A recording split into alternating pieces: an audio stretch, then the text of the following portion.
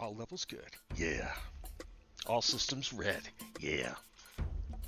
Hello! I'm Anthony Salter, also known as Viridian of ViridianGames.com. And tonight we're going to talk again about Ultima VII Revisited. I've got a couple things to show, but my efforts this week were slowed down and I didn't get the conversation system finished like I wanted to. But again, it's for a good reason. I'm going to show you what I did get done. Make some game? But I am making game. Seagull 2000 says, make some game. Alright, I'm trying. I didn't do Looms. I felt like I needed to, and besides, you know, I would have to take time out from streaming in order to do that, and I don't want to do that. You gotta stream consistently, you know. Being supportive, I promise, not demanding.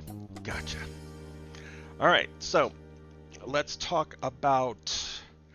All right, I got a couple of things I want to talk about before we get to Ultima. There's a couple things that came up this week that I just made me happy, and I want to talk about them. And the first is, where did that tab go? I closed it by accident. Of course. Okay, there's this indie game called Replicube. It looks really, really good. It's right up my alley. And if you're watching this, it might be up your alley too. So let's go to the Steam page here and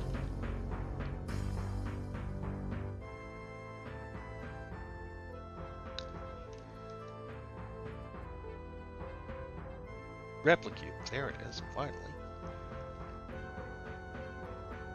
Okay, this is a little game being done by, I think, like one person. And it's a combination of Picross and shader coding. Basically, you have a cube like this, and you have a target three-dimensional image like these bowling pins, and it is your job to replicate that cube of bowling pins using math and programming. It's so my thing, especially now that Zachtronics isn't making games anymore, but this is absolutely my thing. So, you know, there's a free demo. Why do these games always have free demos? I waste so much time on these. But yeah, I think it's awesome. When it comes out, I'm gonna, you know, I'm probably gonna get it and waste my time on it. But yeah, that's something that I've been wanting to talk about. All right, what's the next thing I want to talk about?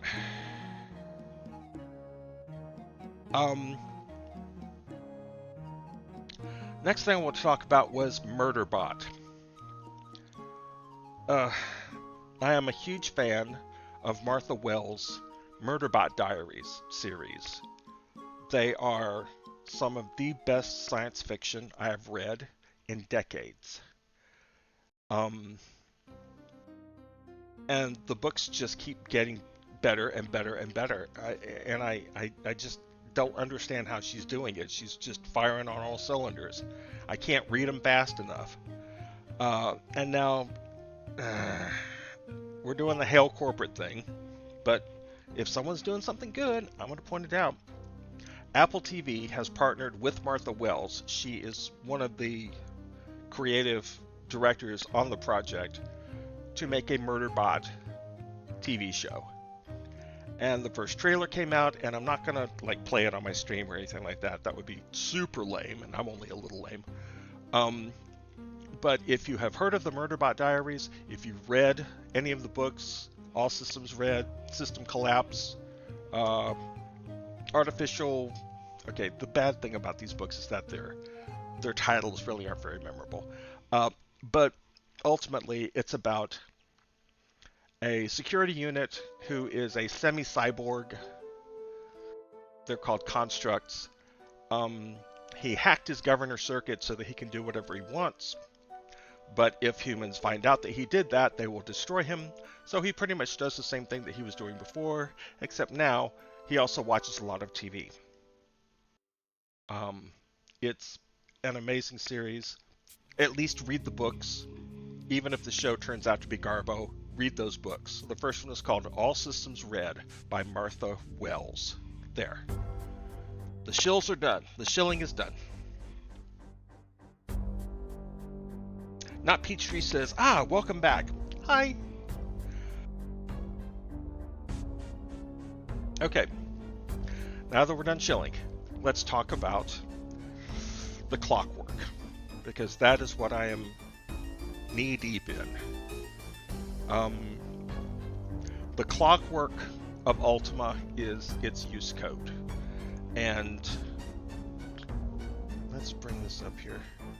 I may have talked about this last week because I was just starting to look at this.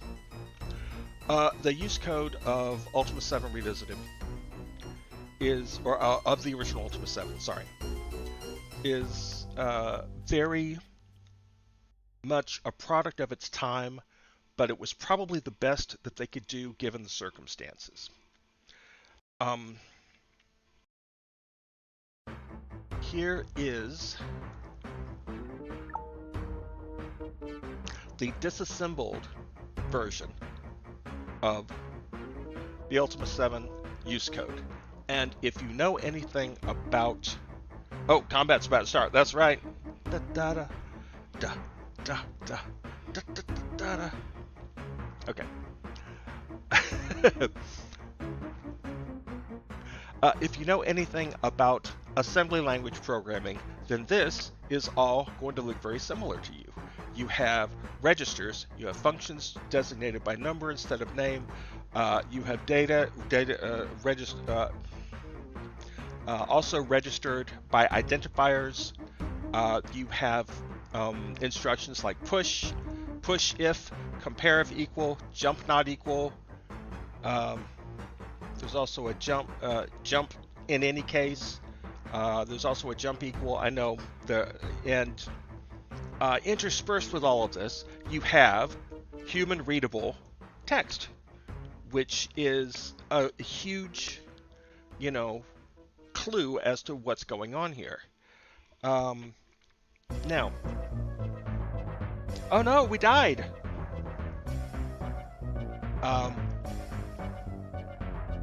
The original, the Exalt team, and again, I'm standing on the shoulders of giants here. The Exalt team wrote their own interpreter for use code. They wrote their own use code compiler. And they did this so that Ultima VII could be, the original Ultima VII could be modded. And in fact, if you let me show you this real quick, if we bring up Exalt,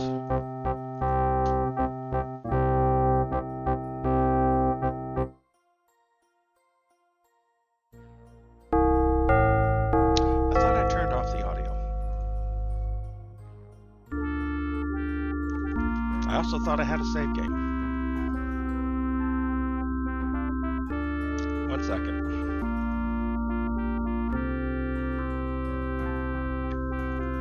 Who could have done it? I know who did it.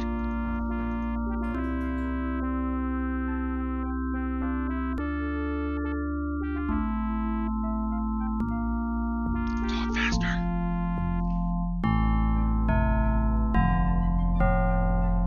Yeah.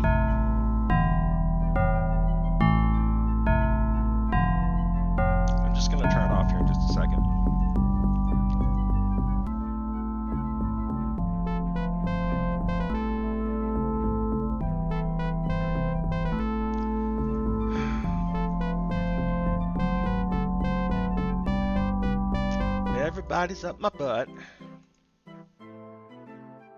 There we go. Now, audio options, audio disabled. There we go. Okay, now I did not start this to show to play Ultima VII. Although I am going to save my game now.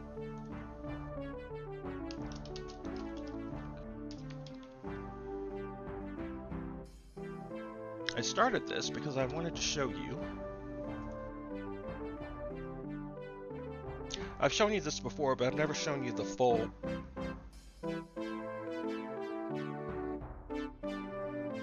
Okay, this is Exalt Studio. If we go back to Exalt, and we press, what is it? Alt-Shift-M? Control-Alt-M? Control-Shift-M? Son of a gun, what is it?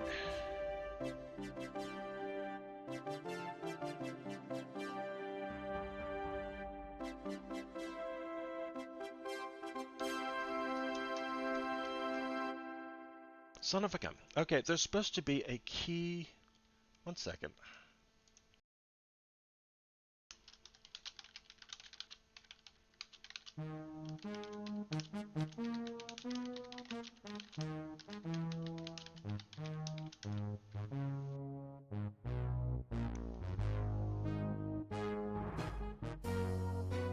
Oh, I gotta turn cheats on.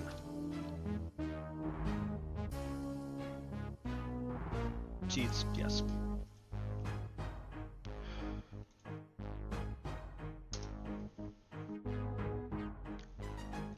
Sometimes I have a good stream, and sometimes it's just like this. And I'm sorry, I really am.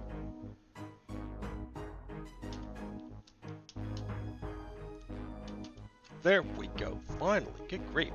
Okay, Exalt is now linked to Exalt Studio. We can now move around anything, and it will persist. We can also change scripts, recompile them, and add them back into Ultima VII. And a lot of the functionality was pointed towards Control-M, game effects. Yeah, that was it. I didn't have cheats on, that was the problem.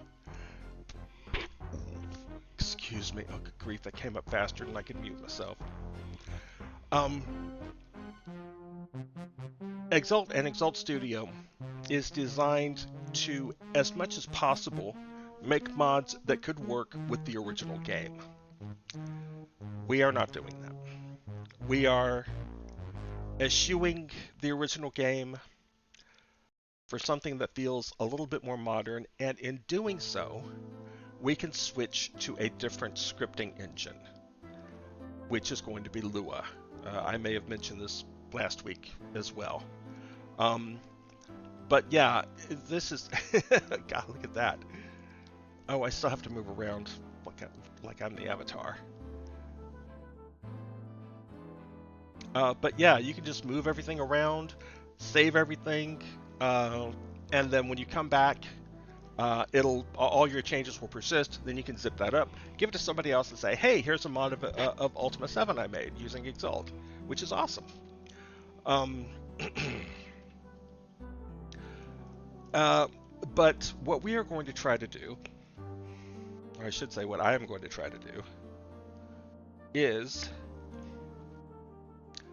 convert the use code to Lua, and it's going to be a big hunkin' wad of stuff, because every single function in the game is in, where is it?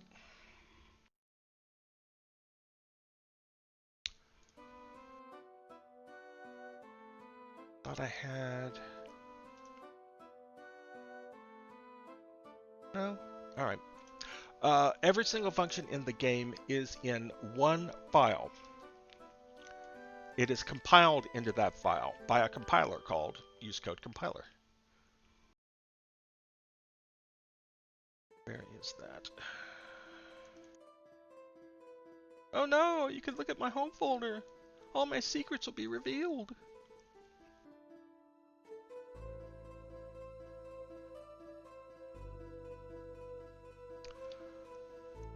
Fine. Search for files. Use code.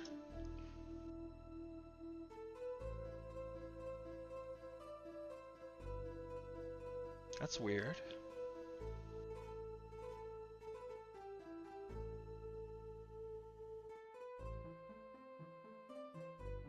Oh, no. Dummy, dummy, dum dum. Anthony's repos U7 revisited. Redist. Data. U7. Game data or static?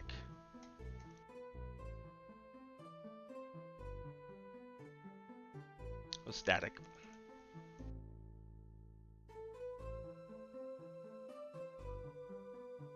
Okay, this is it. Doesn't even have a extension on it. It's 1.5 megs of pure scripting code. Yes, open anyway, with the hex editor.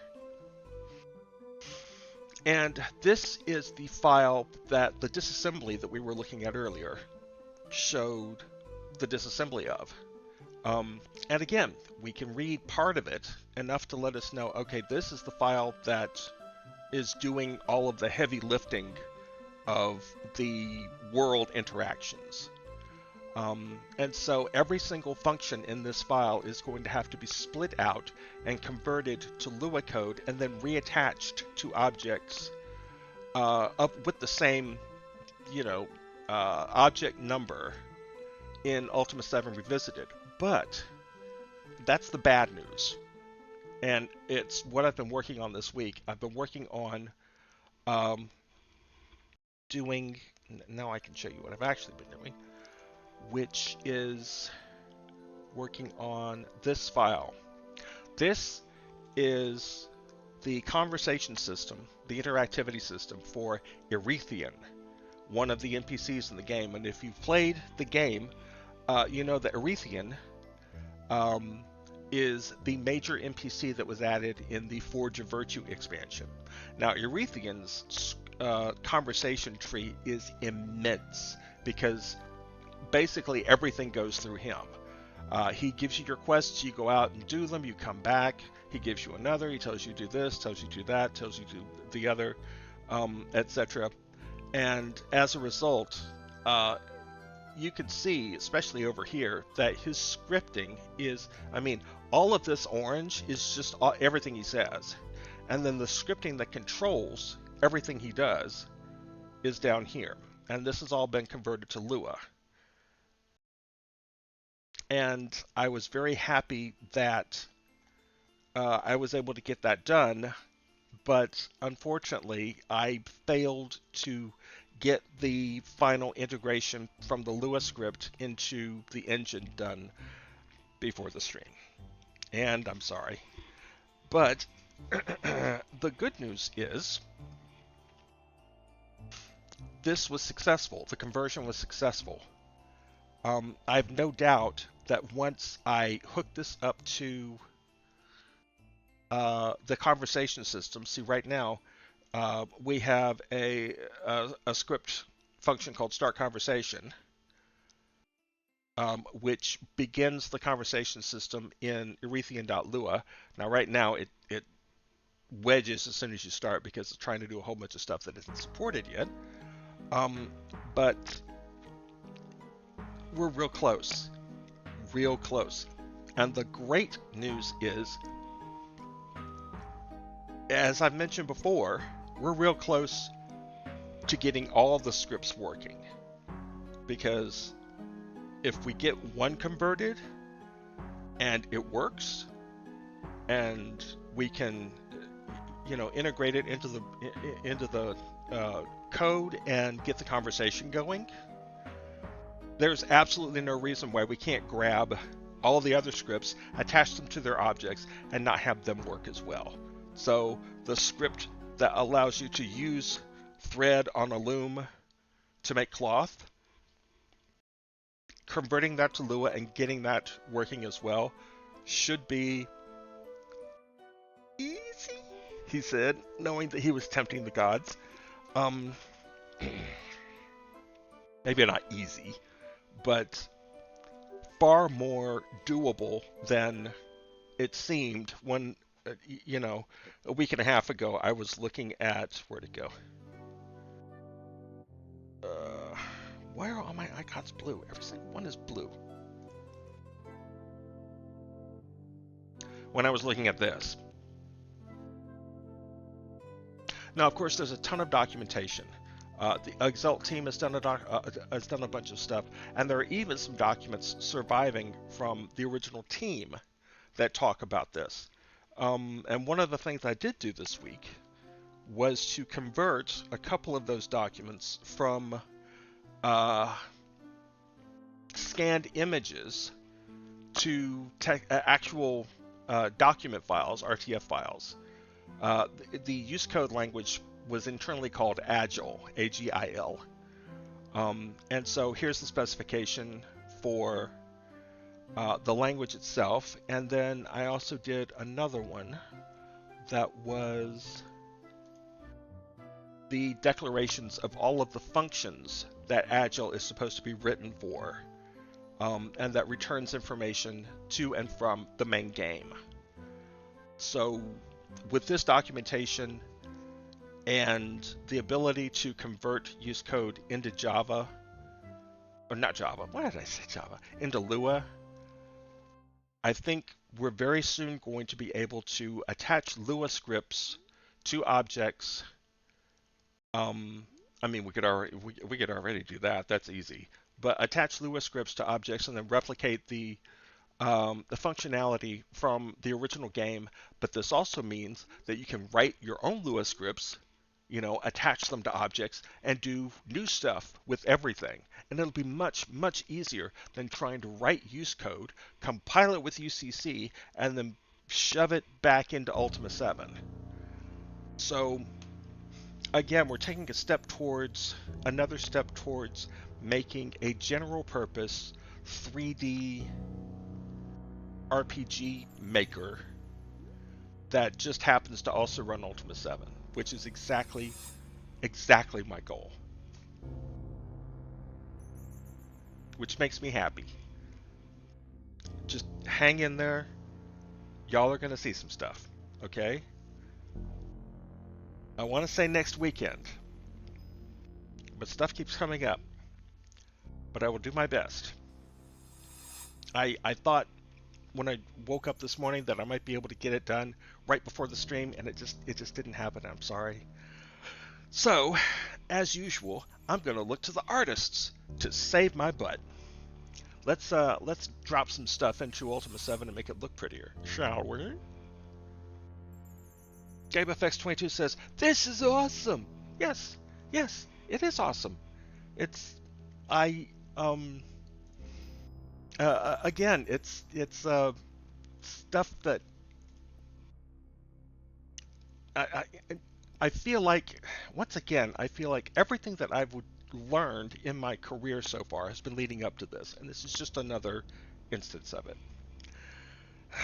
Standing on the shoulders of giants, looking a little bit further, making something that might, make people happy later. We'll see. All right, so switch back to the editor. Are we built? Can we build?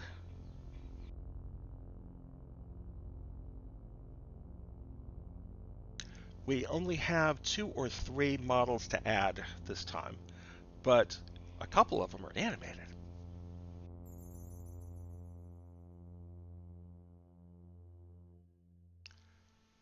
Let's see, where'd that go? It's my working folder. Okay, here we go. We have a new volunteer. His name is Aiden on the Discord server, and I hope he's on right now. Okay, I didn't mean to actually run right now because I need to put the models in first.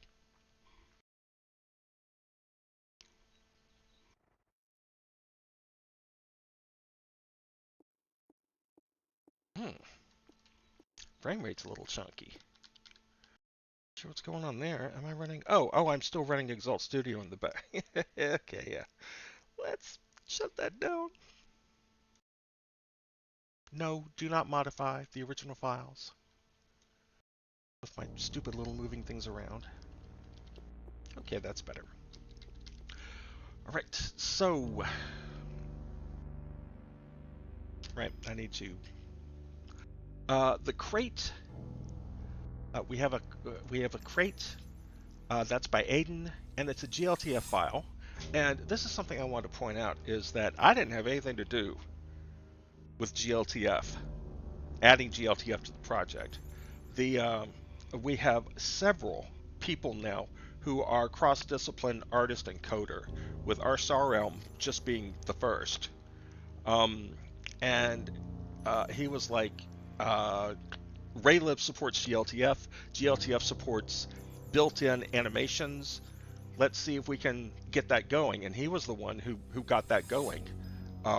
And you know, now we've got some animated meshes in the game. So again, I can't thank my volunteers enough. They're awesome. I hope they keep working with me. All right, what are we doing? Repos, U7 revisited, redist, models, 3D models. Now, do we have one called Crate already? I may have to rename that. No, good. Okay. Let's copy here, paste, and now we will scroll down here to model names, open that, add crate at the end. Wait, was it caps or not caps? Not caps, good. Alright, let's see if we can just start up and have that work.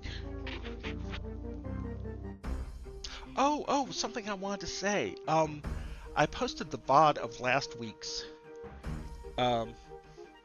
stream, and someone almost immediately commented and asked, will it be hard for us to add new stuff to Ultima VII once this comes out?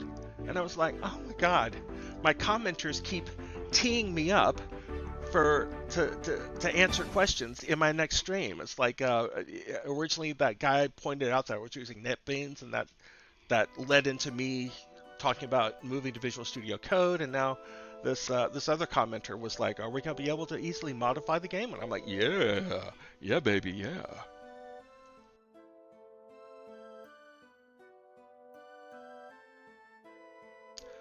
Okay, all right, that's the crate, right? Let's go to a place where there's lots of crates. Lots and lots of crates. Nothing but crates. All the crates. Right here. Crates. Oh, man. Oh. Okay. I attached the script to all the objects in the game. I didn't just attach them to the characters. I attached them to everything. Okay, alright. That doesn't change. It doesn't change the fact that, you know, we can click on things and change them. So, alright, here we go. To mesh.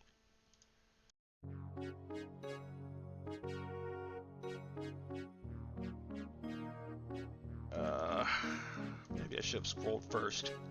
Scrolled forward instead of back. Oh no. Oh no. It doesn't look like it loaded right at all.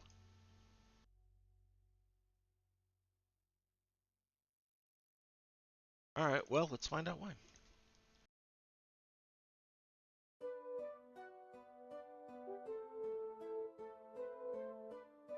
Let's close these. I've done this already.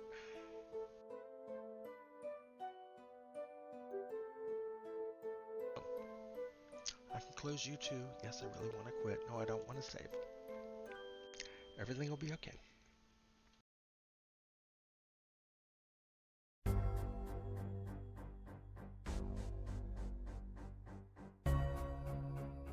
No, not use code. Model names.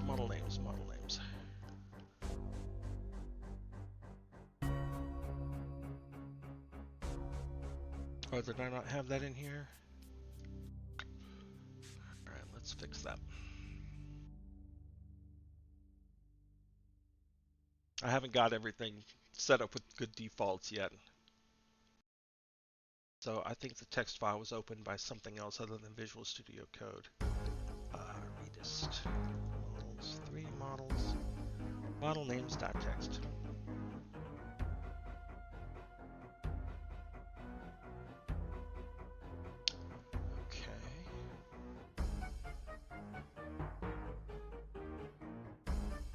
Rate.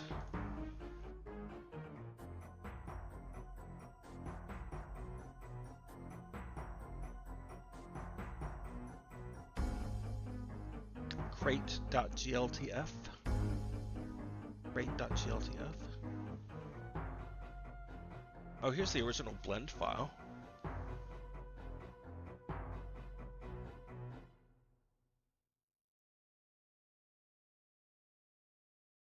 See a reason off the top of my head why this shouldn't work.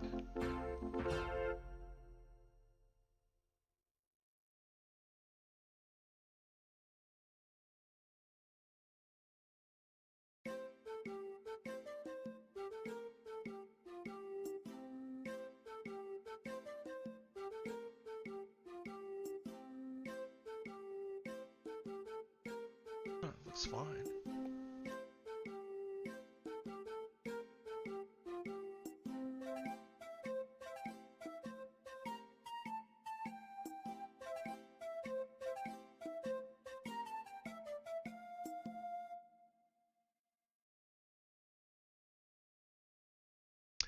Blender.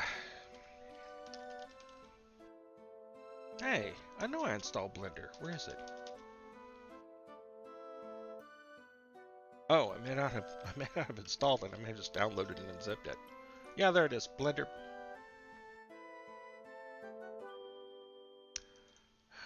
Wrong one. You. Blender me. There we go.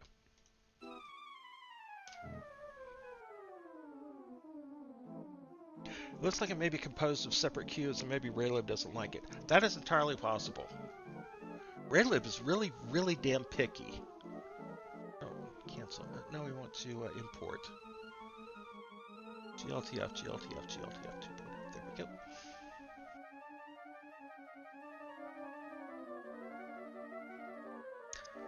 Why do I always click the wrong thing the first time? I always do that. It's so annoying. 3D models, crate.gltf. Well, look at that.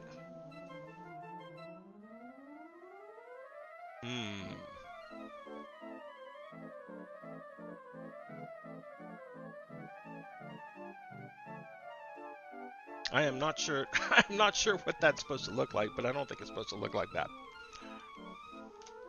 Let's try loading the blend file.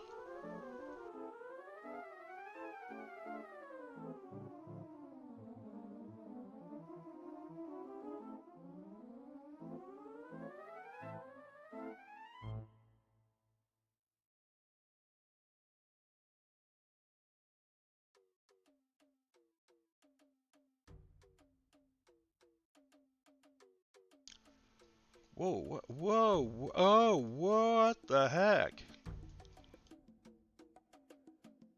Okay, okay, whoa, that took forever. Alright, well that looks fine. But yeah, it does look like it's made up a bunch of cubes.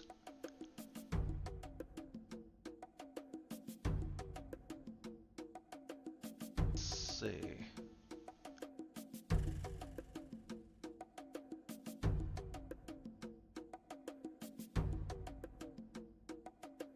I mean, we've got a whole bunch of things that are made up of a bunch of cubes.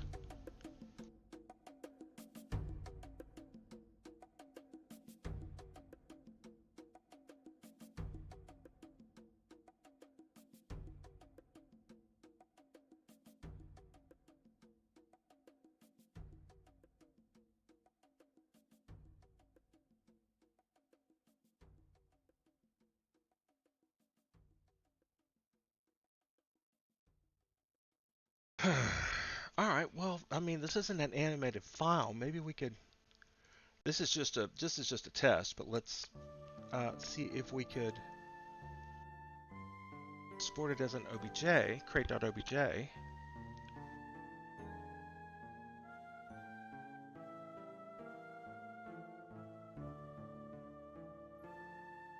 temporarily remove...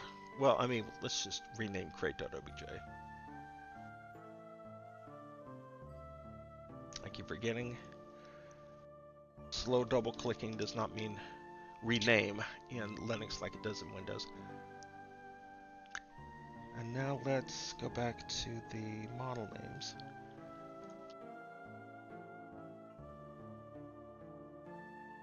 And see if we can load crate 1.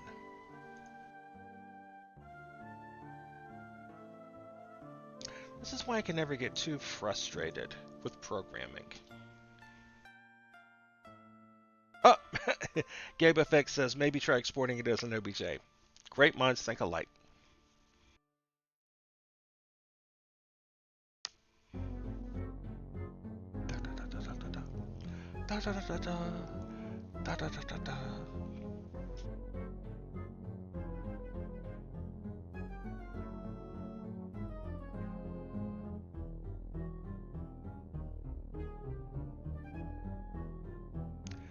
Come on, you can do it. I believe in you.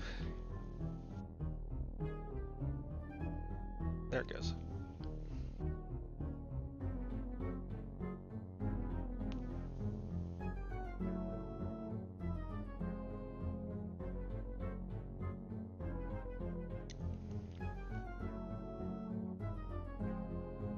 Alright, here we go.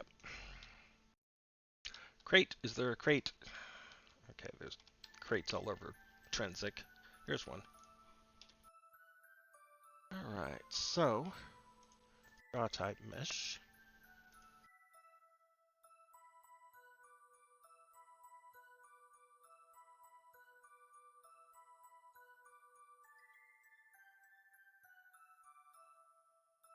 Okay, I'm not sure how these are organized. Oh, capitals come before lowercase.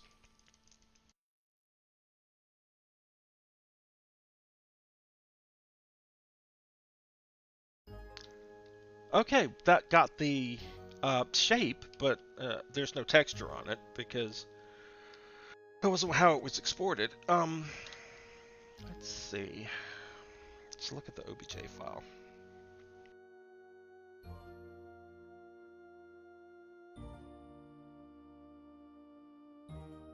Crate 1.obj. Material library crate.mtl. Did it make crate.mtl? Oh, yes, it did.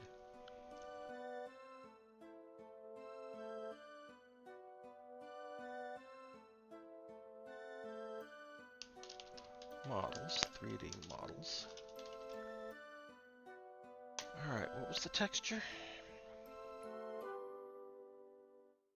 Crate.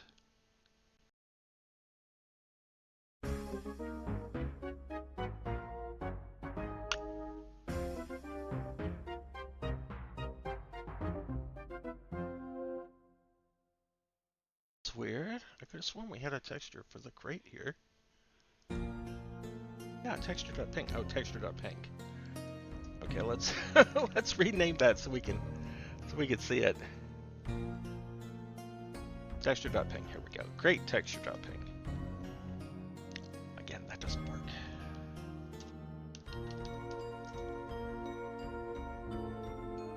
Great texture.ping. All right, try it again.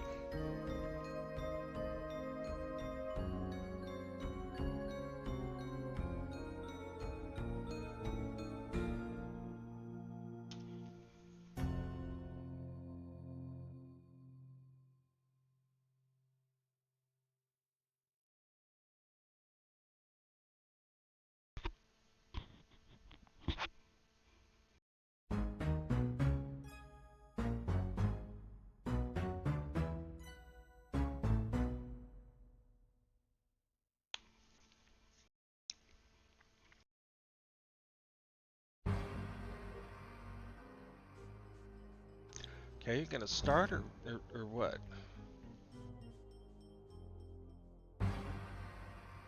Finally, great.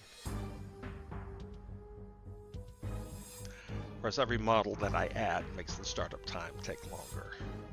I need to start consolidating those into binary files that are loaded once and then parsed out, because that's much faster than loading them off of disk.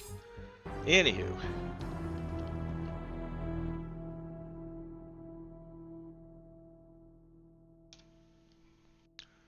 Alright, mesh.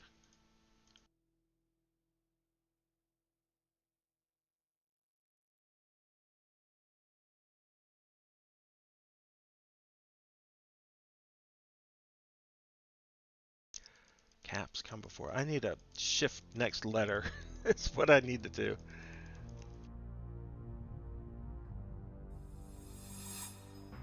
Poopy McPooperson. Alright. Okay, we'll have to fix this up offline. Sorry about that. But let's move to the other two models that were given to us by who was it? Was it Crash?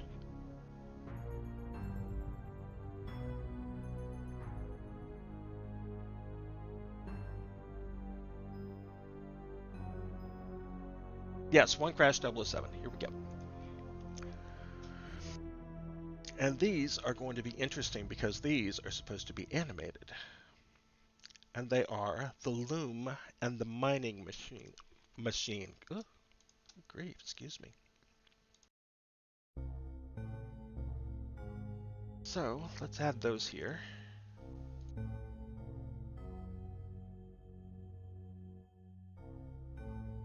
See if we can just get away with adding them to the model names file.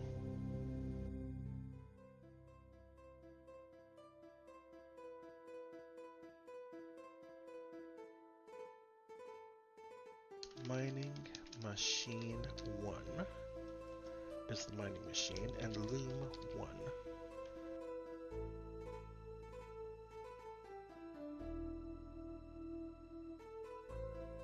I hope these works. I've been looking forward to these.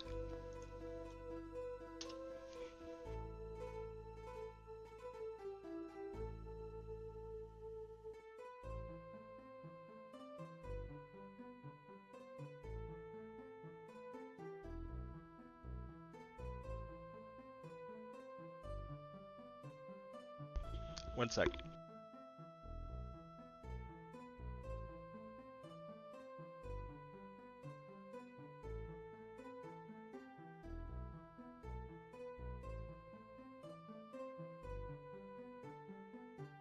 Excuse me.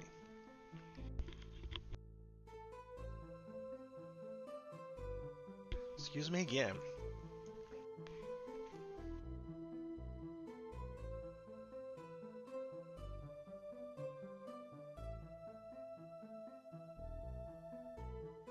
Okay. Okay, the Loom. I love the idea that the Loom might be fixed because one of my favorite ways to demonstrate, and I think I've done this on stream, how amazing Ultima VII's world generation is by coming down here, here it is, and showing the tailors. When the scripts are running, then Gay, the tailor, will come in here, grab some cotton, make some thread with it on the spinning wheel, take it over to the loom, make some cloth, and then make some clothes on the table. So, let's see what the new loom looks like.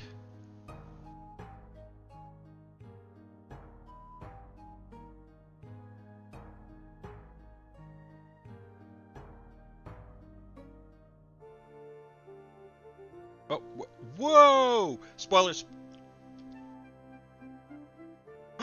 Oh, look at that! Oh, it actually moves up and down. It actually moves back and forth. Oh my god! Oh my god! Oh my god, I'm so happy. Okay, let's make sure it's the right size.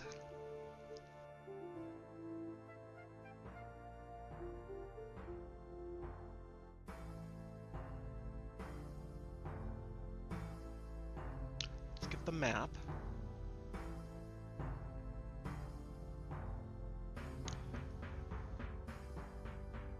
Come on. Come on. You can do it. There. Okay.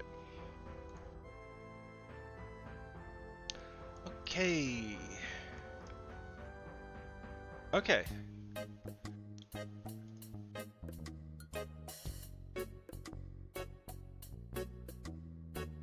Is it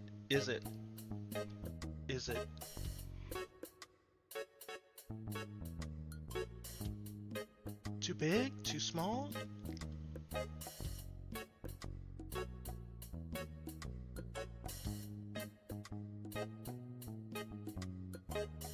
Might need to be a little more towards the wall, but frankly,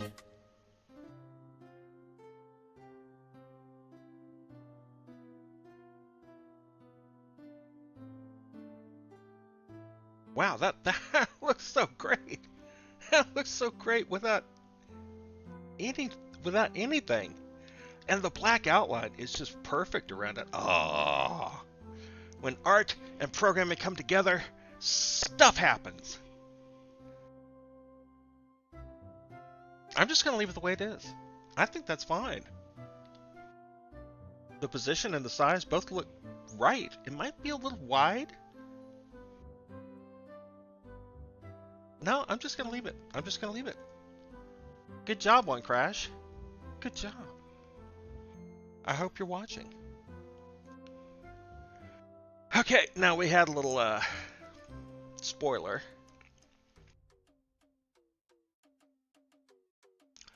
But the other thing that One Crash was working on, and he had our Sarum's help with this one, was this monstrosity. Oh my god, it looks so awful. It looks so awful. Okay, the mining machine. Alright, we're going to change to mesh. Gonna come down here. Look at that. Look at that. Okay, it's a little small. Wow, look at how the colors match the original.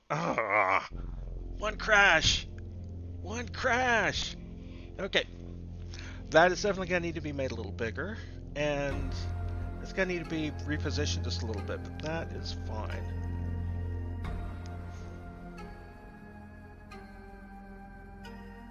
No, not the Y, you dummy. -5. Or 0.5. There we go. Alright, let's take a look at the... Alright, now we need to turn this off, because it's no longer a separate thing. It's part of the whole thing. Dang, that looks good. Dang, it looks good. It's kind of flat shaded. Don't worry about that. We're in the process of fixing that.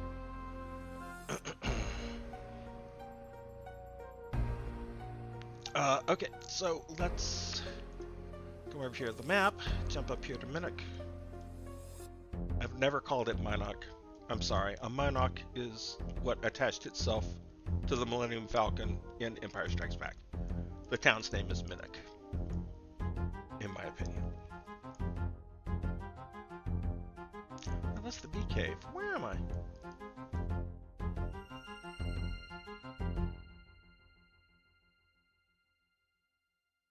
Here we go.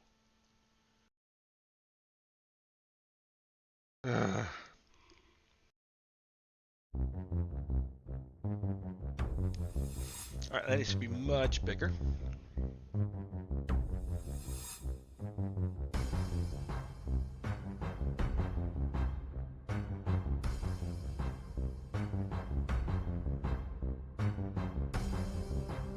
Okay, that appears to be...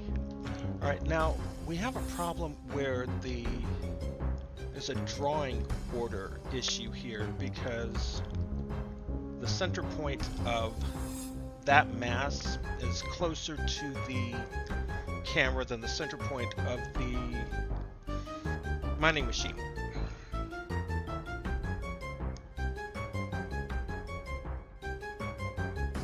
Also, looks like it needs to be centered a bit more. Let's go with -1. Yeah, I think that's right.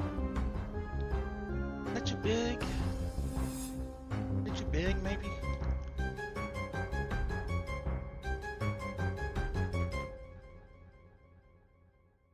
I think we're going to lift this up a bit just so it doesn't look, so it looks like it's above the, and we also need to pull it back because it's next to this pillar right here.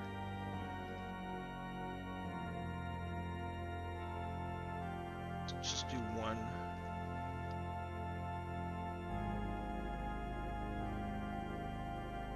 Okay, there's still some sorting issues, but that's my problem.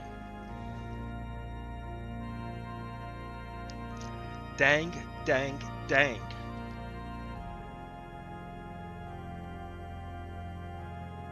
I think that looks great.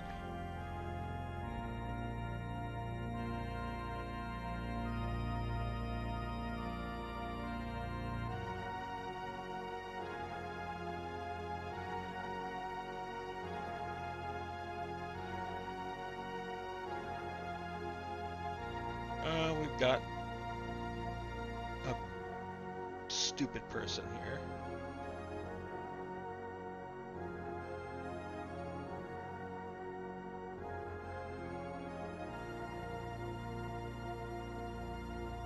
You're gone. Goodbye.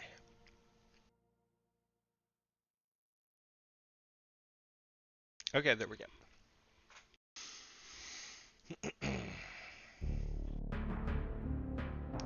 Okay, that's... oh, man. Stuff's coming alive. I love it. All right, let's save that before so we don't lose anything. Okay. All right, I think that's... Hey! That's... Okay, my wife just chatted. Hi, sweetie.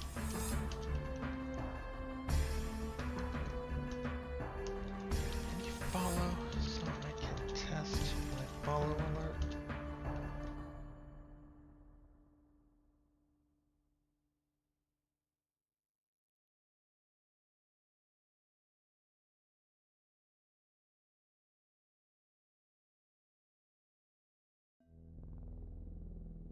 Just did it. Poop.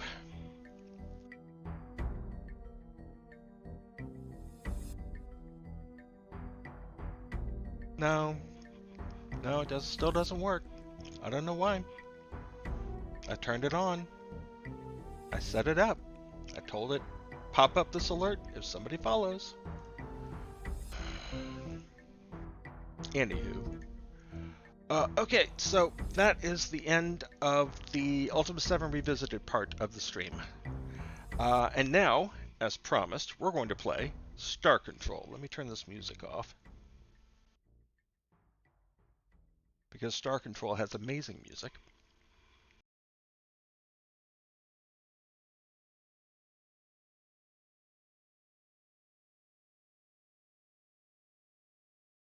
Okay. All right, let's talk about Star Control. Star Control is an absolutely phenomenal space RPG with a lot of humor in it. For some reason, space RPGs back in the day, or space games in general, tended to be funny for reasons I cannot ascertain. But you know, that's just the way it was, and I thought it was fine with me. So, are we going to play the DOS version of Star Control? No, we are not. Because this version is so much better. I'm sorry, it is. And it looks just like the DOS version. It plays just like the DOS version. But it also has the benefit of being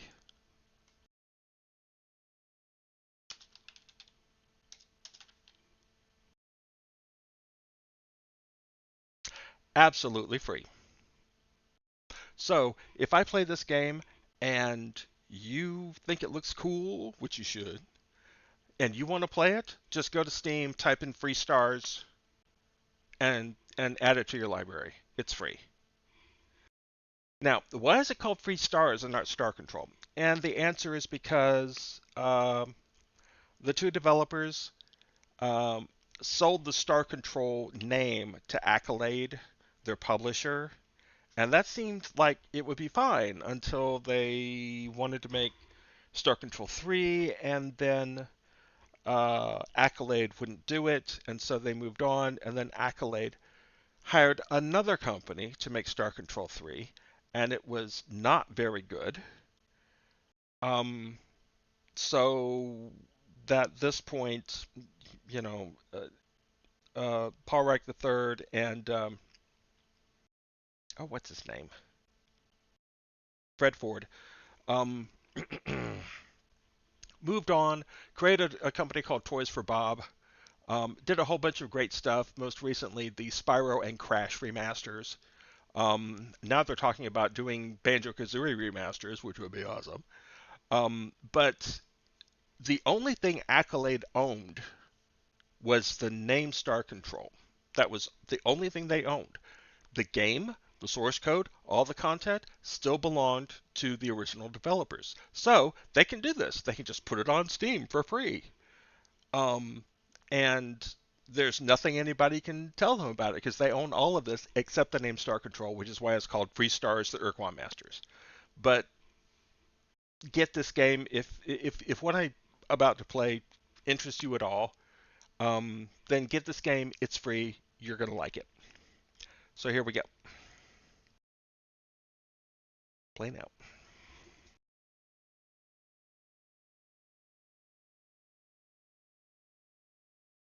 I'm not muted, am I? Y'all can still hear me, right? I haven't done something dumb.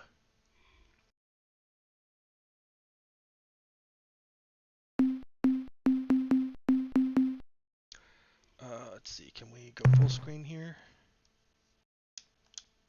Interstellar Fungi League. Fungi is an in-game.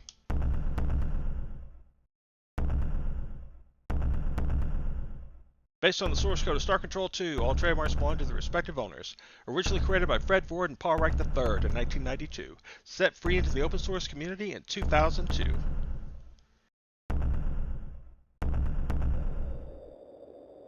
There were many great battles. Earth and her partners in the Alliance of Free Stars against the evil Urquan and its hierarchy of battle thralls. And the Urquan were winning.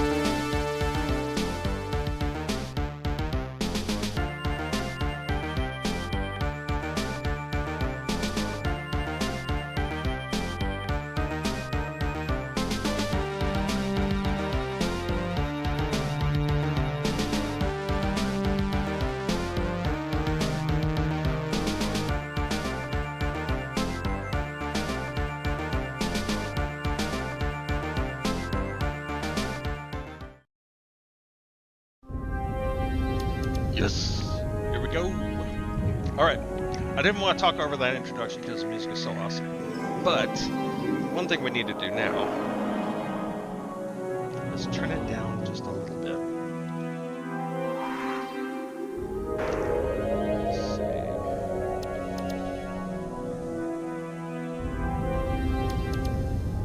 Applications.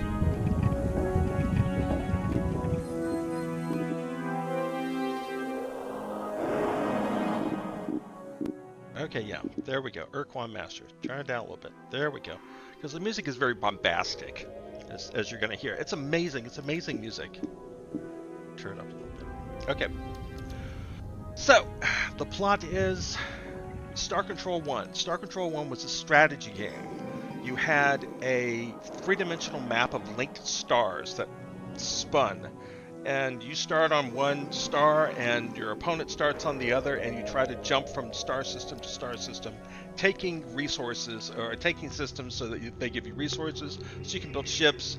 You then run into your opponent, which causes you to have to play a two-dimensional starfighter simulation, very similar to the original Space War game. If you've ever heard about that, you're gonna see me do that here in just a minute. But, okay, so the plot is the Urquan, the bad guys, won Star Control 1. But there was a small group of people who had been sent off on a research mission who were not affected by the end of the war.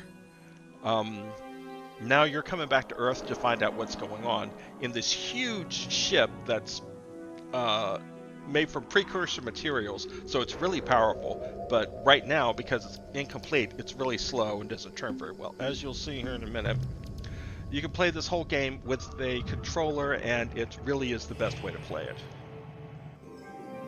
It just needs a D-pad and 2 buttons. Alright, let's get in here and visit Earth. Good old Earth. Surely Earth is just fine. I swear. You'd think I'd never played this game before. Surely nothing has happened to Earth. Oh no! Why is Earth red? Attention, interloper. Heed this recorded message. This drone vessel speaks with the voice and authority of Urquan. You are trespassing within Urquan space. This world, Earth, may not be approached for any reason, nor will hostilities against our orbital platform be tolerated. In addition, your ship does not respond to standard hierarchy identification transmissions, and is therefore deemed to be independent. This is not permissible. Only subservience shall be tolerated. This drone now leaves to inform the Urquan of your transgressions. You are commanded to remain here and await the arrival of the Urquan. Disobedience will be punished.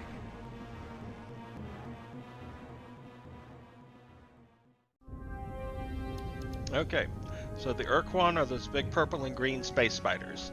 They won the first war. They kicked us in the teeth. We cannot visit Earth because it is shielded, but we can come here to this, or maybe we can come here to this space station if Anthony can get these inertial controls to work right. I swear,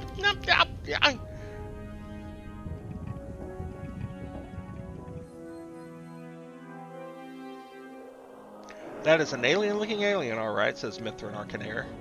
Arcaneer. I'm sorry, I can't say your name right. Mithrin Arcaneer. I think that's it. Yes, finally. Attention, unidentified space vessel. I am Starbase Commander Hayes of the slave planet Earth. Our hyperwave broadcast is extremely weak. Situation critical. Energy cores exhausted. Scanners and deep radar are non-functional. We cannot identify your vessel. Are you the scheduled hierarchy resupply ship? Repeat, Are you the resupply vessel? Now, in the original game, it did not have this speech. There was actually a version made for the 3DO, the Panasonic 3DO.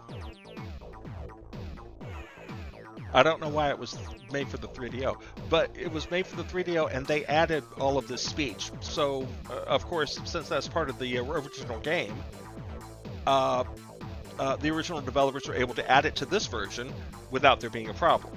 Okay, let's see. Slave Planet, Hierarchy Supply Vessel. What is going on here? Look, I don't know who you are or why you're here, but right now the only thing I'm worried about is saving the lives of 1,900 men and women aboard this starbase, and right now you're our only hope. I can't keep the transmitter on too much longer. We need the power for heat and air, so if you don't have any radioactives on board your vessel, please get some and bring them back here before it's too late. Okay. The fastest way to get radioactives in this system would be to land on Mercury and scour the surface for deposits of radioactive elements. But be careful. Mercury's a pretty inhospitable place. Watch out for earthquakes and those high temperature areas. Okay. Thanks. I'll make sure to mention this the next time I talk with our masters. I'm sure they will reward you. Yeah. Alright, so now we gotta go to Mercury.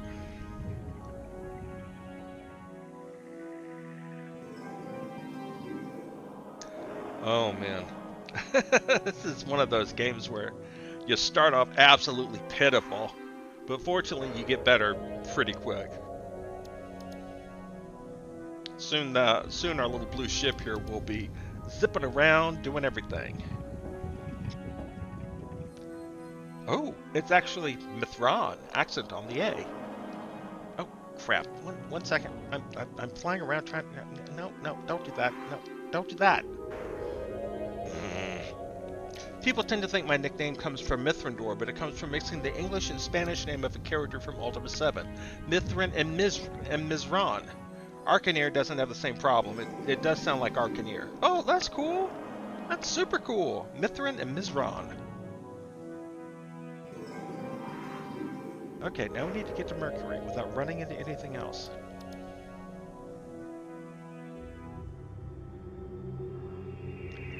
When we're close up to a planet like this, we're so slow. Oh. Again, we'll fix that PDQ, but right now, ugh. Okay, turn towards Mercury. Fly towards Mercury. Miss Mercury. Turn around. Fly back towards Mercury.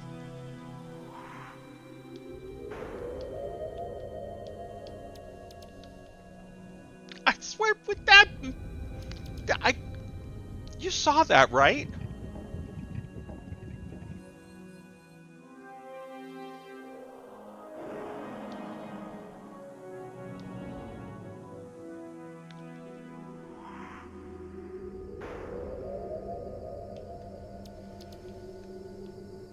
There, finally. Gravy!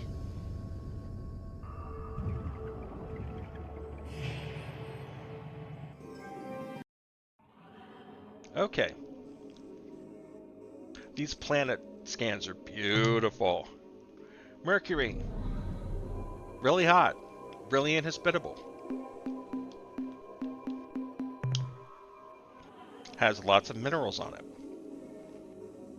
Has absolutely no life on it. Alright. We are going to drop a ship down to try to get some radioactives.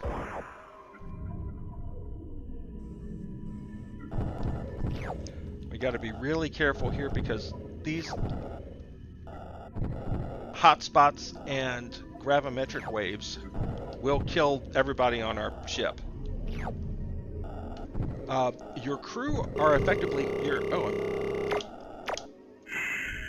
your crew are effectively your hit points in this game. When all the crew members are dead, your ship automatically blows up, and that applies to this little planetary vessel too.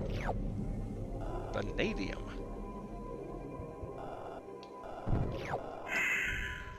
So we just need to get in, get what we need, and get out.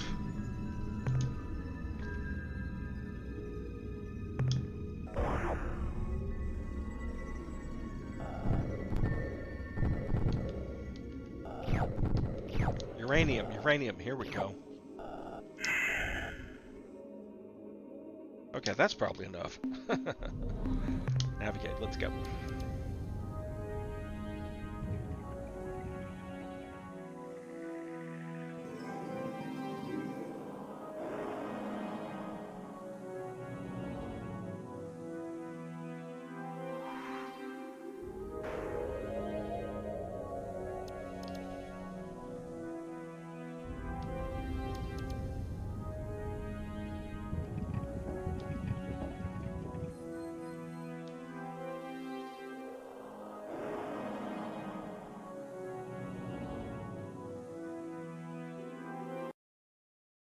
Did you find any radioactive elements for our power cores?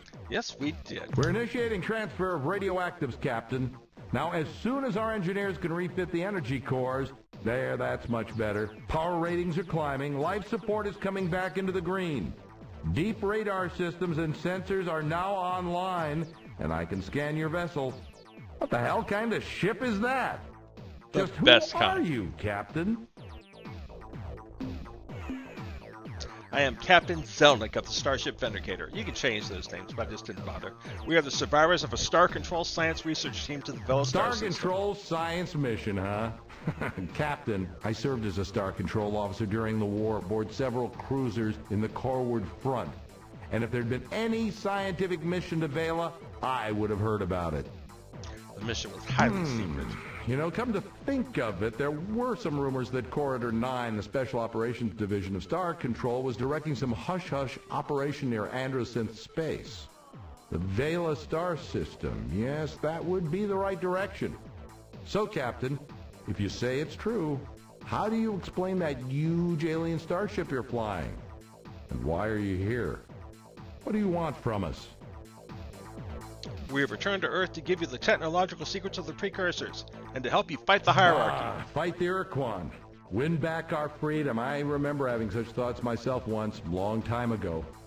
That was in the first years after the defeat, when it was still terrifying to look up and see the bloody glow of the pulsating slave shield overhead. Though day and night we gazed up at the impenetrable wall as though the sheer power of our hatred would pull it down. But over the years, I spent so much of my time struggling, down on the surface, under the shield, and then later up here trying to keep the station alive, that I'd forgotten what it means to be free, to hate our Urquan masters. Yes. And now here you are, in an alien ship of unknown power, offering me your assistance to fight against the hierarchy again after all these years. Captain, your offer is intriguing. It's tempting to think that with your advanced precursor technology, we can somehow crack the Earth's slave shield and reassemble the Alliance to attack the hierarchy. And this time, win the damn war. Consider the consequences if you should fail. The Urquan won't just punish us here on the station, they'll exact a gruesome retribution on the surface below as well. Before I commit this station to helping you attack the Urquan and accepting the risk of annihilation if we are defeated, I have to make sure that you and your ship have what it takes to oppose the hierarchy. I'll make you a deal. If you can eliminate the alien base on the moon and get rid of that threat at least, I will seriously consider your offer. All right. Be careful, Captain. There are probably a dozen Spathi eluders and Ilrath Avengers down there on the lunar surface. I don't know why they haven't come after you yet, but when they do, you'd better have your weapons armed and your thrusters burning hot.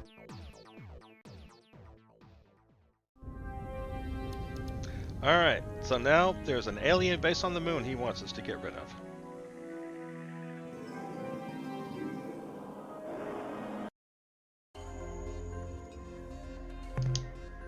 Alright, auto scan, mineral scan, bunch of stuff. There's one energy signature and a bunch of biological scans. How's there life on the moon? Dispatch.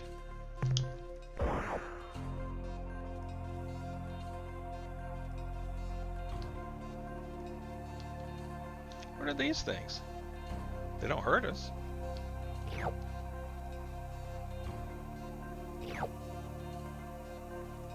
As long as we're here, let's pick up these resources.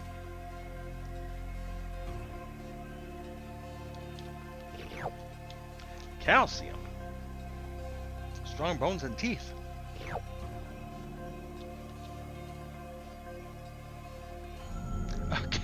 Okay, the stick is not working. It's just use the D-pad.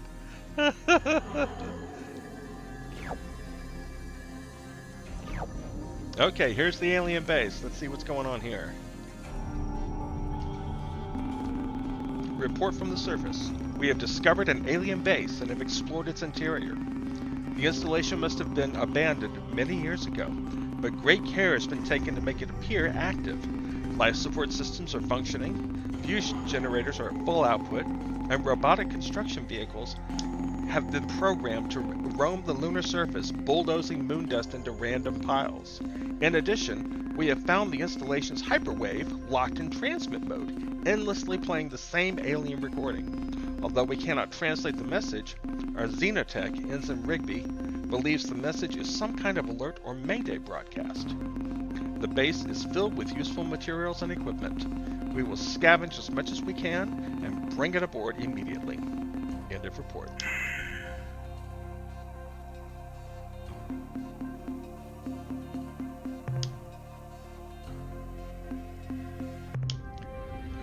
Alright, so there was no base.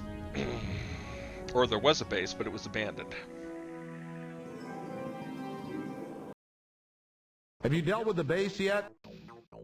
Okay. Mithron Arcaneer says, this reminds me of games like Rebel Galaxy, Everspace, or X4. I so wish Mass Effect had had a ship and planet exploration gameplay like those games. It's not sci-fi without some kind of... someone going of some kind about something. Oh yeah. We found the base, but it was abandoned years ago. I'll be darned. All these years we've been listening to their incoherent broadcast, and we never even guessed. Captain, listen closely. Long-range sensors show a ship closing on this station fast. Our computer identifies it as Ilrath, Avenger class. I think you've got a fight on your hands, Captain. Your best bet is to wait until you have point-blank range. Captain, it's jamming our signal. By the fetid breath of the Dark Twin Kazan, a human and an alien starship. How fascinating. When I intercepted that Urquan drone and learned that an unidentified starship had approached Earth, I never expected to find such a remarkable vehicle in the hands of a human. Humans are prey animals, weak and helpless. But here is a human in an armed starship, and therefore in direct violation of the oath of fealty. I am sure our masters, the Urquan, will punish Earth most severely for this treachery when I present them with the twisted wreckage of your ship and your many charred corpses.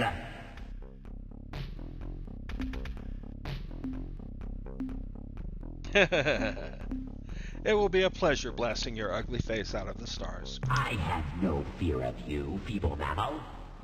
Though my ship lacks a functioning cloaking device, and many of our crew are dead, my gods, Dogar the Black and Kazan the Unseen, have personally confided to me that they despise you humans, and that they will help us to kill you all. Enough talk. Alright, here we go. This is the space combat part of the game. We can fly, we can use our Vindicator, but it's not a good idea because right now it's a piece of junk. But we have this Earth shuttle that is actually a really good spacecraft, as you're going to see here in a minute. Okay, here we go. Oh, wow, that was easy. Sorry. What a beautiful sight, Captain. I haven't seen an Avenger blown away like that since the battle in Draco. I guess you've shown that you can handle yourself in battle, Captain. So my last reservation about helping you has been dissolved. I will commit this station to helping free Earth and defeat the Urquan. We may get our atoms rearranged in the process, but by God, Captain, we're going to try. So the obvious first step is to get the precursor equipment and software over here so that we can make it work with our ship repair fabricators. But then what, Captain? Then, Commander, we will proceed to kick some major alien butt. Trust me, Commander, I have a plan. A really good plan. But for now, it must remain a secret. We will slowly build our strength, unify an allied starfleet, and bring the Urquan to their knee equivalents. A sensible plan, Captain. Let's get to work. Good luck. By the way, Captain, I think we need a name for this new alliance we're going to forge. And since it was your idea, it's only fair that you get the honor of naming it. So, what will it be? The New Alliance of Free Stars, the Concordance of Alien Nations, the United Federation of Worlds, the Empire of Zeldik. Let's just go with New Alliance. Okay, that sounds pretty inspiring. So be it. The New Alliance of Free Stars. Now, Captain, I expect the configuration process for the starbase to take at least 2 weeks, so let's get to work. Now we have to wait 2 weeks. I'm just kidding. I have good news to report, Captain. We have successfully integrated the precursor technology from your ship into our fabricator system, and as you can see, we've already begun minor repairs on your ship, patching up some of the micrometeorite holes. We noticed that your ship does not have an emergency warp escape unit, so our engineers rigged up some for you and each of your escorts. Now, you should be able to escape from a bad situation with the touch of a button. But there is a cost, however. The unit gulps up 5 fuel units each time your precursor ship uses it. Also, we now have a limited capacity to make modifications to your ship, to refine starship fuel, to build additional combat ships, and to train new members of your crew for the flagship and any ships you acquire for your fleet. Captain, I know you're eager to get to work, so I'll be brief. Really? If you have any questions how this starbase works, what resources we need, or just some background information on the galaxy, don't hesitate to ask. Okay, we're gonna blow up an Urquan for me, Captain. We're just gonna get back out there. Okay, let's see what we can. I think we need some fuel. We only have 7 fuel.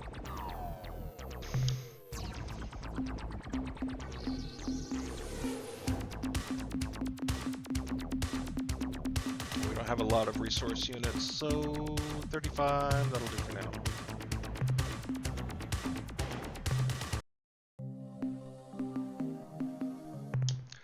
Okay. Modules. These allow us to turn faster, move faster, fire faster, hold more fuel, hold more crew, etc., etc., etc.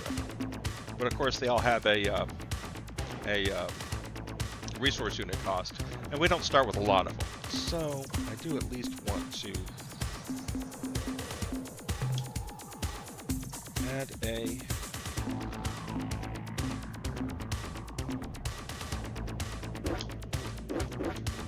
dynamo unit. Let's see.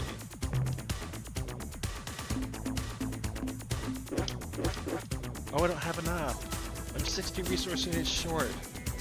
Alright, fine. Okay, so.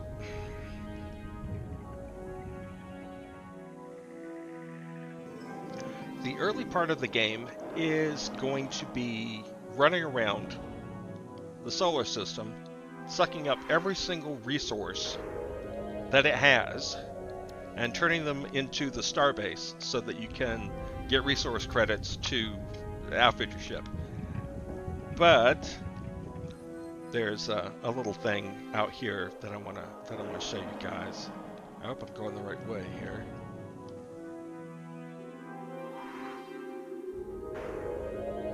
Nope, going the wrong way. Let's see, where is it? Pluto, where are you?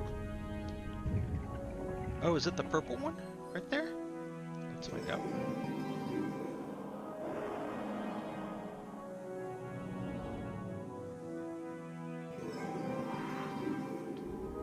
Yes, there we go.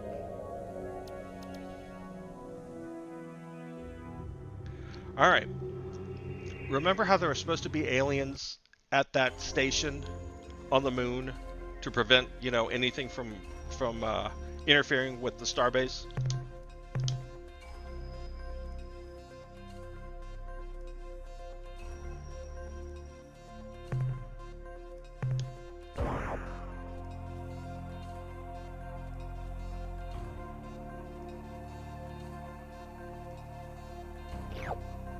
5 soak crystals.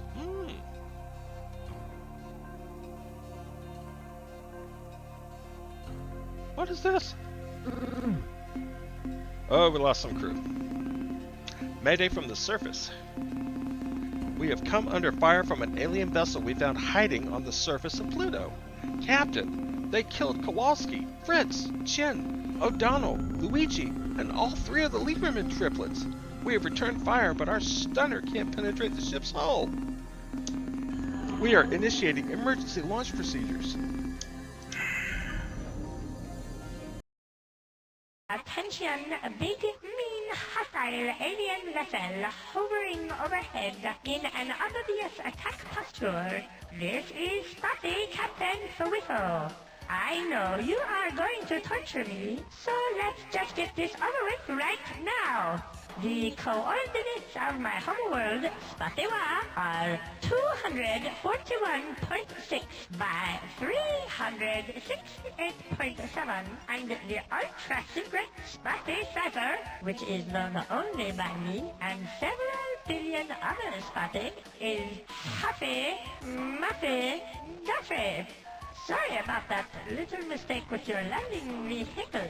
I was so startled when it approached my vessel in a threatening manner that my automated defense systems fired on it when it got too close. I hope nobody got hurt.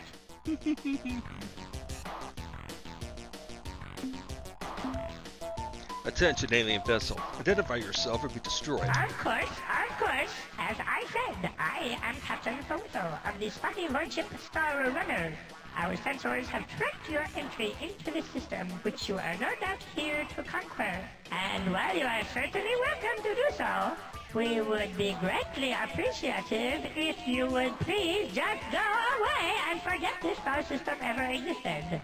If you don't go, it will greatly complicate our master-slave relationship with the Urquan, who stationed us here to watch over the Earthlings.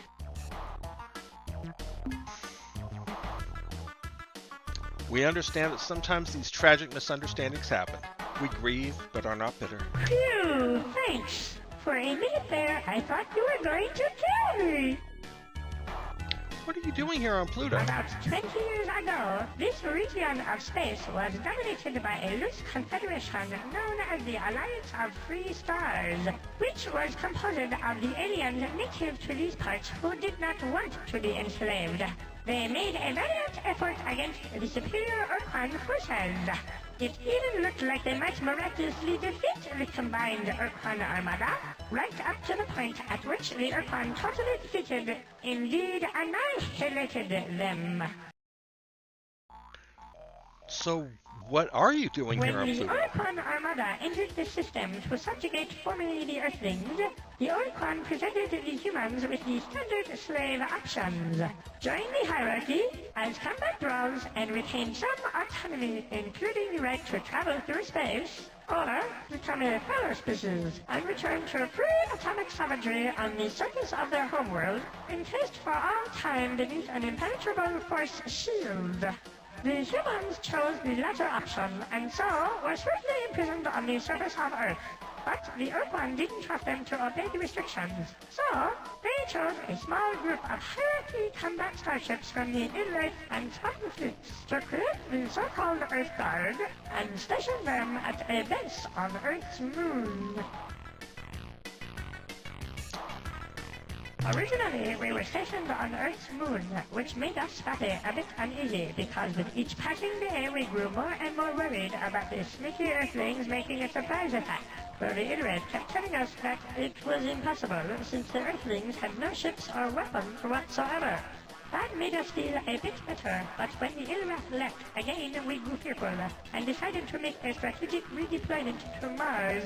Later on we decided it would be prudent to relocate to Jupiter's moon, Ganymede, then later Saturn's moon, Titan, and finally here to Pluto.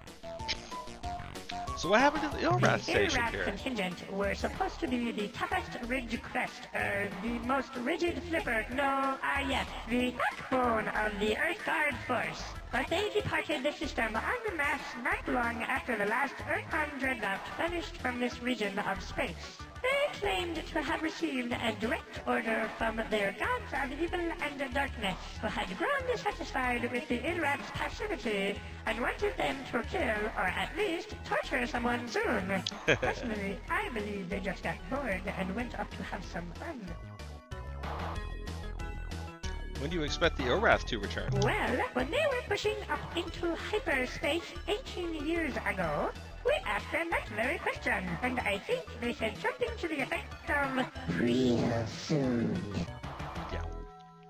So what's happening on the base We on Luna decided then? that if the Earthlings figured out we had abandoned the base on Luna, they would be more likely to try something sneaky. So, we rigged up some old service androids and ordered them to drive around on the lunar surface in bulldozers, endlessly pushing around the same piles of dirt.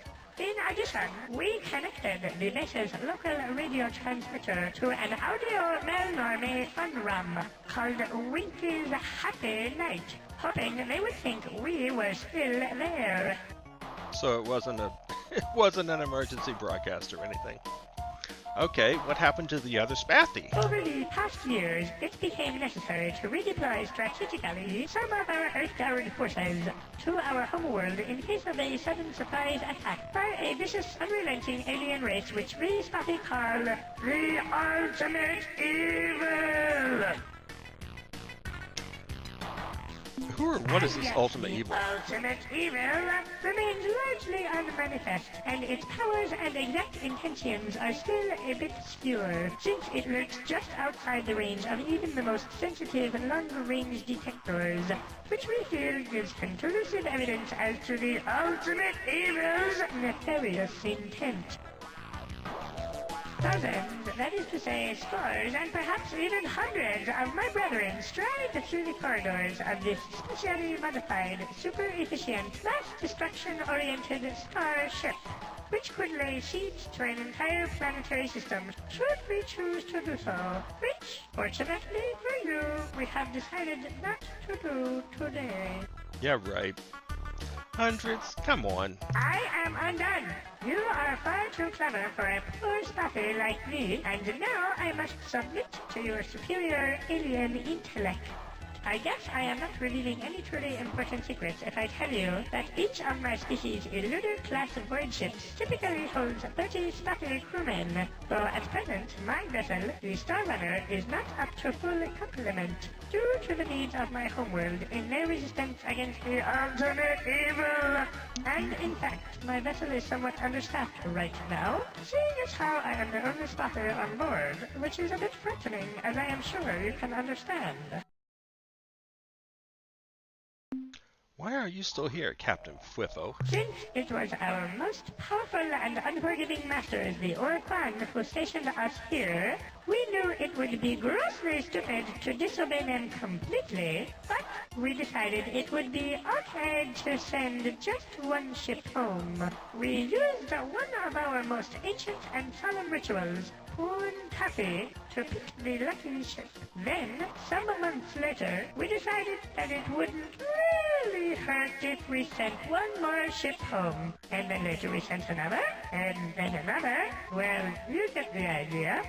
Alas, as fate would have it, when the final ritual was performed, I, Barriffo, was left here alone. For, as even the most immature in wrestling knows, there must always be one Spathy who puts the short top on stick.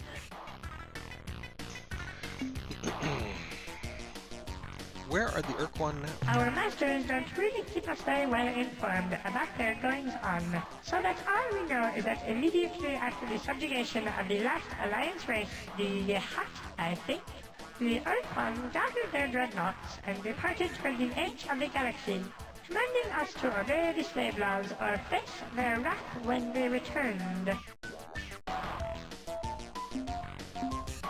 The galaxy teems with threatening monsters. Are you happy here, alone and vulnerable? How true, Captain, how true! In truth, just between us, during the past 7 years, I have been quite ill at ease, and yet now I find myself enjoying your company. this witty dialogue and the presence of your huge, powerful, death-dealing starship, which, being my friend, you would certainly feel compelled to use in order to save me from any hostile life forms who threatened me with death.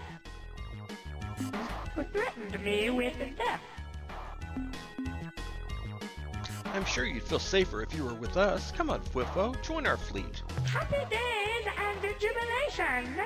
I discard all prejudice and hesitations and accept and celebrate your offer of protection and your undying commitment to my well-being. I must wax melancholy for just a moment, though, and make sure you understand that any other spaceships we meet at large in the galaxy are not going to be quite so responsive to your friendly gestures as myself, since they bear more heavily the yoke of Urquan enslavement and are also apt to talk themselves out of allying with a totally unknown alien, which I, having been left here alone, cannot do. Welcome me aboard, Captain. Alright. So we just gained a ship, the Spathy Eluder.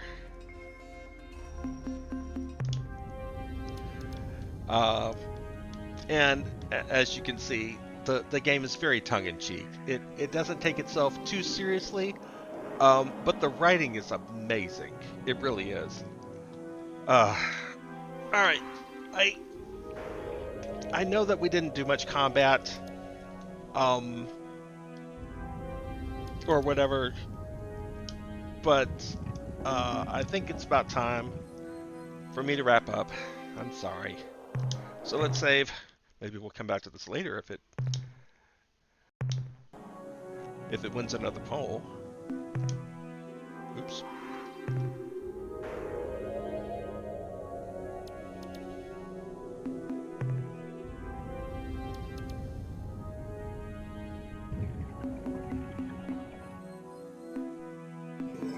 Good game. There it is. Yes. Okay. Alright, you know what? Let's play a Super Melee real quick, just to show you, you know, what the, okay, who do I want to fight as? Who did he pick? I didn't see who he picked. Alright, we'll go with the Earthlings. They've got a nice...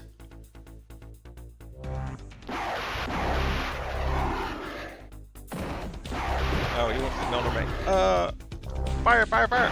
Fire, fire, fire, fire, fire! Oh! Oh, this is not how this is supposed to go. Ow, dang it. My weapons are heat-seeking. Woohoo! Basically, it's just... Oh, right. Okay, so this is Winter Stays. Ugh. Oh god, these are the Cyrene. Ooh! Smash me to bits. Alright, let's try a powerful ship.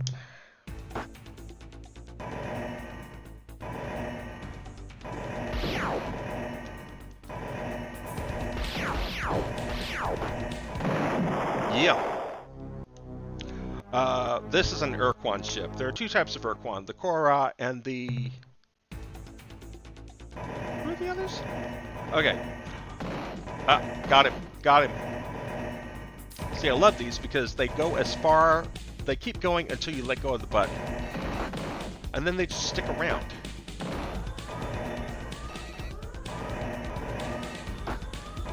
So they just hover around in space and your enemies can fly through them accidentally and hurt themselves on them still.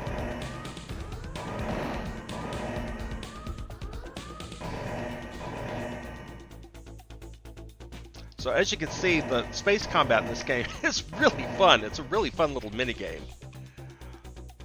And that in conjunction with the great writing, the huge galaxy to explore. Ooh, almost got him. Got him.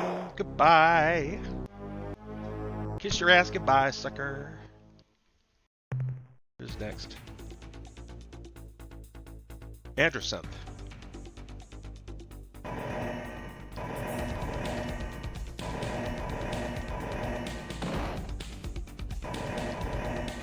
Ha. Oh, those frickin' bubbles. They shoot these bubbles that seek towards you.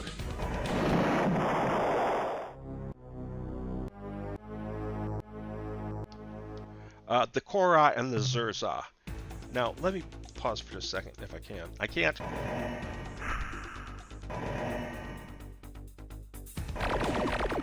Oh, he's gonna eat me for lunch. Yep, there went that.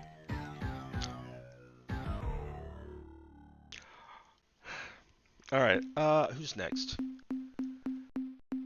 We don't have a Chimmer. Chinjasu.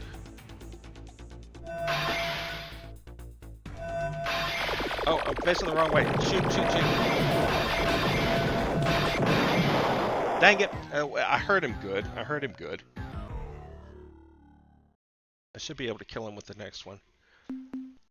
Oh, is that the Punk? No, the cat.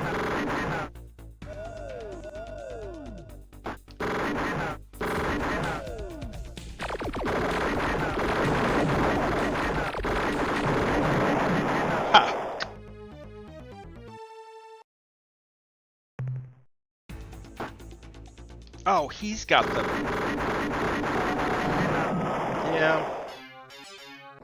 He's got the Chimmer Avatar, which is probably the most powerful ship in the game.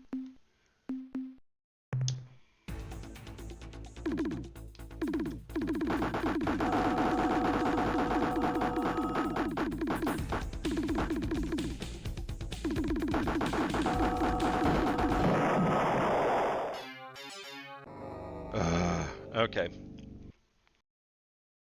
I'm probably not going to win this, but that's okay.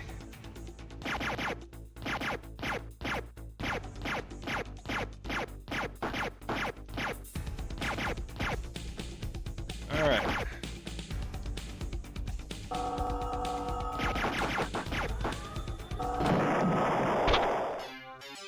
Oh, I didn't come back. Oh. The show fixed they have a random chance to simply come back, to respawn after they've died, and you hear it go hallelujah, and it's great. I wish it had happened. The Pekunk. Oh, okay. The Pekunk special weapon is amazing. Watch this. Wimp, moron, wimp. As you fire, you run out of battery, and you do not recharge your battery normally. You recharge the battery by insulting the enemy. Baby, dodo, jerk. Also, their Moron. ship is really fast. Ugh. Loser, wimp.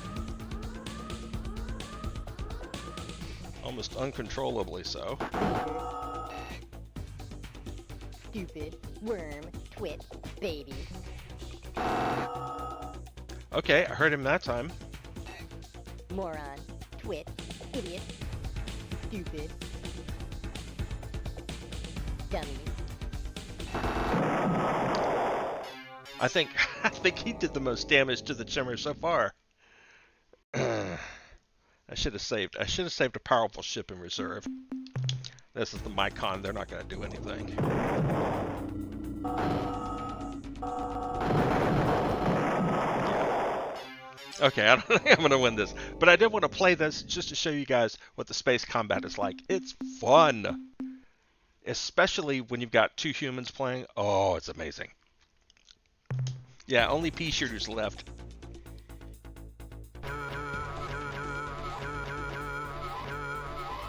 Oh, the Araloo. That's right. They could teleport. And die. Yeah, only got pea shooters left. The Thradesh. Oh, this is an interesting ship because it's another one of those ships that they're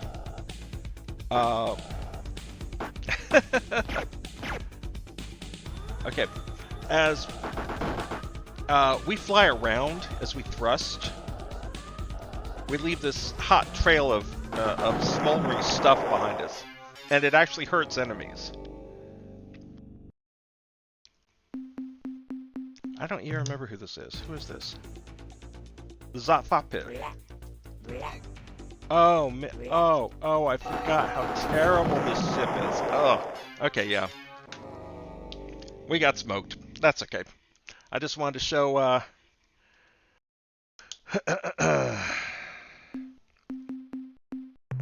the space combat. It's super fun. The writing is great. The galaxy to explore is huge. It's free. If you miss Mass Effect as deeply as I do, give it a shot. You may find that you know it's exactly what you're looking for. All right. So that's it for another stream. Love you all. See you next week. Things are going to happen soon. Possibly real soon. But in the meantime, y'all have a great week. I'll see y'all later.